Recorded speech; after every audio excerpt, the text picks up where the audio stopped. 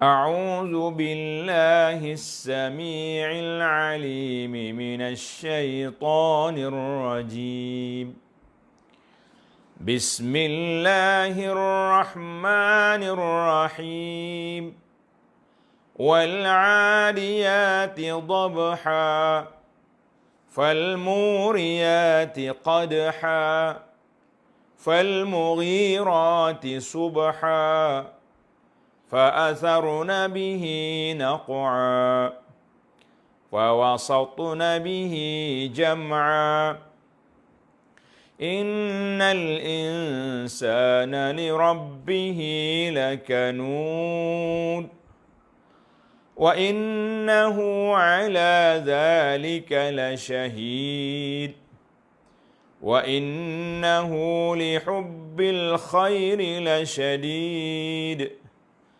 أفلا يعلم إذا بعثر ما في القبور وحصل ما في الصدور إن ربهم بهم يومئذ لخبير.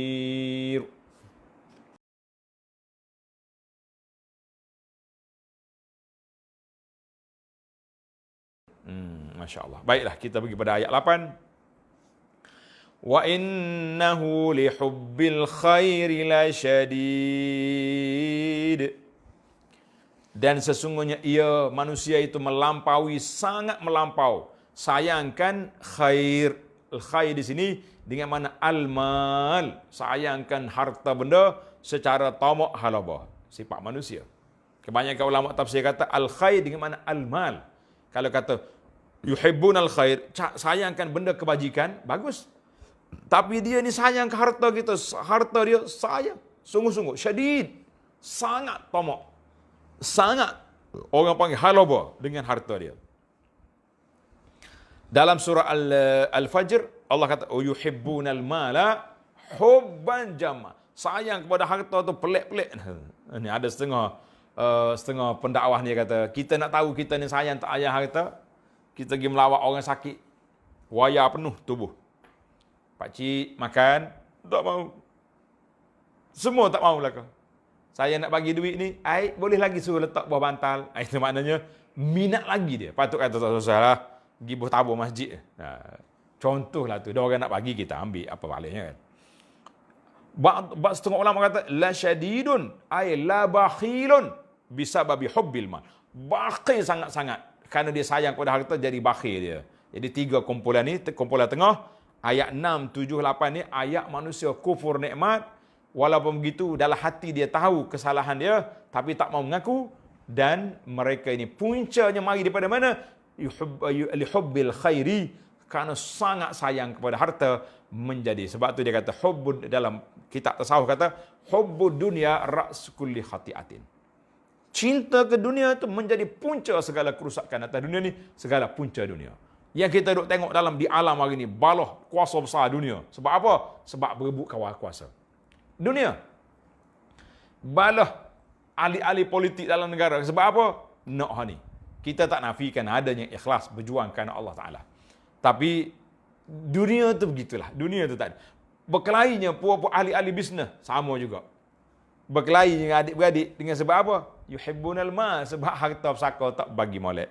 Kita kata Masya Allah, Tabarakallah. Allahu Akbar. Menarik para jemaah sekalian tadabbur ayat ini. Kita pergi kepada ayat seterusnya. Episod yang ketiga. Ini peringatan daripada Allah Ta'ala. Mu tak usah duduk cinta dunia lah. Tak usah duduk tak mau berjihad. Allah Ta'ala kata apa? Tengok ayat yang ke-9. Afala ya'lamu idza bu'thira ma fil qubur. Patutkah ia bersikap demikian? Sombong, cinta dunia, kufi, bakhil? Patut? Tidakkah ia mengetahui bagaimana keadaan ketika dibongkarkan segala yang ada dalam kubur? Allah Ta'ala guna kalimah ma. Dia tak kata man. Bahasa Arab dia beza di antara ma dengan man. Kalau man itu untuk lil aqil, untuk orang yang berakal.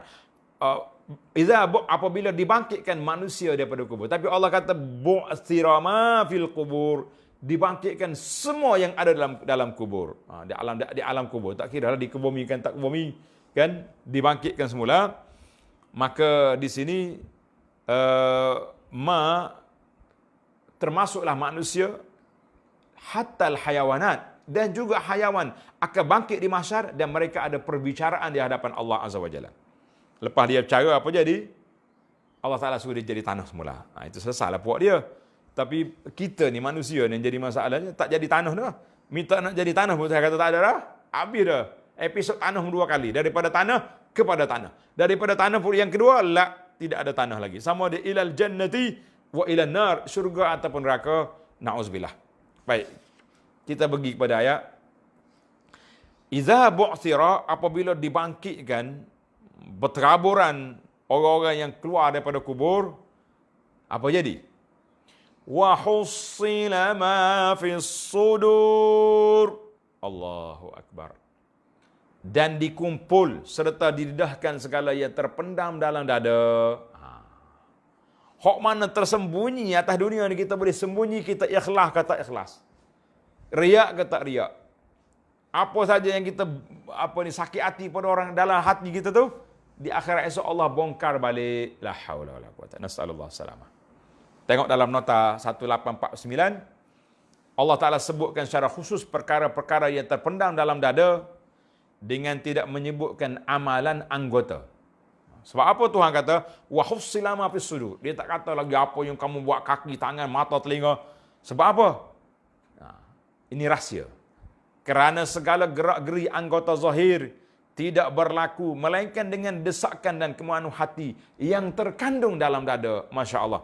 Yang zahir ini tak akan jadi kecuali apa yang ada dalam dada. Dia panggil ni. Kalau bahasa kita panggil ni chip tak. Yang duk menggerakkan alat-alat ni, CPU. Duk dada. Allah Taala kata, aku keluar habis dalam dadamu. Sebab apa? Dialah yang menjadi alat, menjadi punca. Maka di sini sebagaimana kata Labid dalam syair, wa kullu mri'in yawman sayalamu sa'yahu idza kushifat 'indal ilahil hasailu. Allahu akbar. Setiap orang pada satu hari nanti akan tahu apa yang dia buat atas dunia dulu, apabila didedahkan di sisi Allah Taala apa yang mereka lakukan. Al hasail, apa yang terpendam dalam hati, dalam dada. Allahu akbar. Yaum, dalam surah At-Tariq, dalam siri yang kita baca dulu surah At-Tariq, Allah kata, yauma tublas sarair. Pada hari Allah Ta'ala dedahkan segala rahsia. Masya Allah, tabarakallah. Ayat yang terakhir, inna rabbahum bihim yawma idzin la khabir. Sesungguhnya Tuhan kamu, Tuhan mereka, Maha mengetahui dengan mendalam tentang balasan yang diberikannya kepada mereka pada hari itu. Jadi ayat yang terakhir, episod terakhir ini, kata di ulama tafsir, episod Al-Wa'z wa Tazkir. Allah Ta'ala peringatkan kepada kita, buatlah apa atas dunia, akan didedahkan di akhirat esok. Kemudian Allah Ta'ala tahu apa yang kamu lakukan. Tak usah sembunyilah. Khabir ni Tuhan tahu belaka apa yang kamu lakukan. Masya Allah, tabarakallah. Maka dalam ayat ini ada 3 perkara. Yang pertama, kuda yang pantas itu bergerak. Bila kita nak buat satu benda, kita kena ada syu'ur, ada perasaan nak buat satu perkara, ada raghbah, semangat kan. Kemudian kita tengok kumpulan yang ketiga, dia kata apa ni, ayat yang kedua, fal muriyat, yang mencetuskan api. Apa mana cetus api? Mana kita kena buat kerja. Biar nampak kesan daripada adalah hati kita nak tu iradah, kita lahirkan, jelmakan di atas, paling tidak pun jelma di atas kertas kerja. Atas orang panggil strategi kita buat. Kemudian ayat yang ketiga, fal mughirat, menyerang pada waktu pagi. Maka ayat ini menunjukkan kepada al-amal wal juh, kita kena buat. Jadi 3 benda buat. Bila satu benda kita nak buat, yang pertama kena ada ni, fikrah dulu. Iradah nak buat. Yang kedua, jelmakan kita punya fikrah. Yang ketiga, barulah kita buat. Masya Allah, tabarakallah. Itu dipanggil tadabbur ayat-ayat begini dalam bab strategi. khususnya kepada ustaz-ustaz kita ataupun penceramah motivasi, ayat ini kita boleh kaitkan dengan kehendak seorang itu nak buat 3 perkara ni kena belajar daripada kuda ni. Adiyat, Muriyat, Mughirat. Masya-Allah, tabarakallah. Para jemaah sekalian, masa sangat cemburu pada kita, dia berlalu laju. Walaupun ayatnya sebelah ayat je, tapi kita demikianlah Allah Ta'ala beri kepada kuda itu satu gambaran yang cukup besar. Dalam hadis yang telah saya baca semalam, al-khailu li salasatin, Nabi kata kuda itu untuk 3 orang, li rajulin ajrun, ada kumpulan pertama, bela kuda boleh pahala sebab jihad.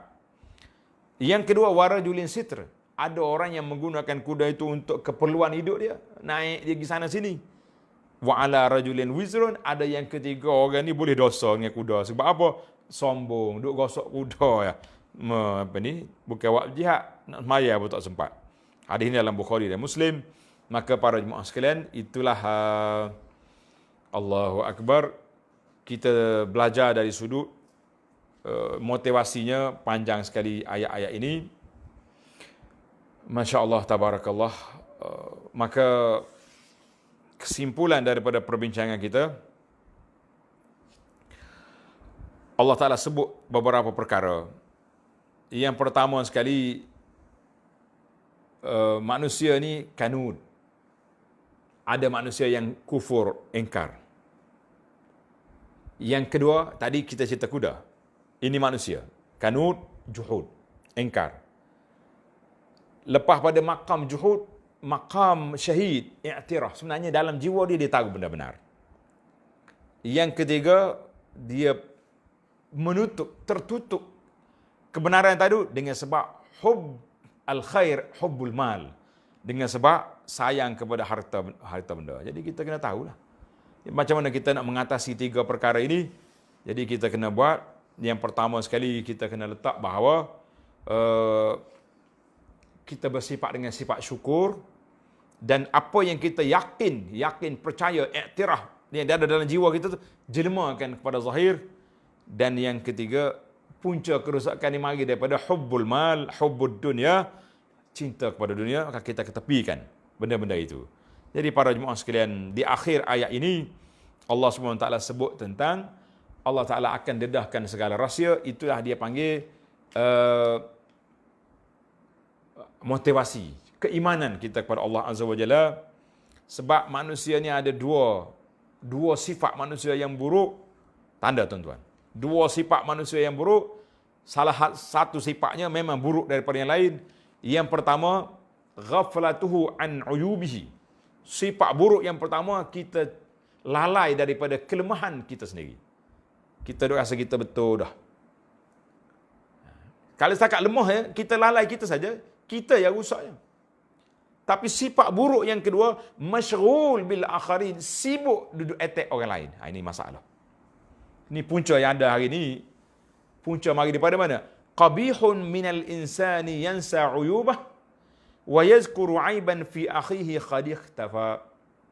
Sifat buruk yang ada dalam jiwa manusia, dia lupa keburukan diri dia sendiri, tapi dia ingat keburukan saudara dia, walaupun benda itu tersembunyi. Bongkar, korek, macam-macam. Dia panggil bongkar zaman kita hari ini kan. Allahu Akbar. Mana sifat yang pertama tadi, lupa pada keaiban dia. Sebab apa? Sibuk dengan orang lain.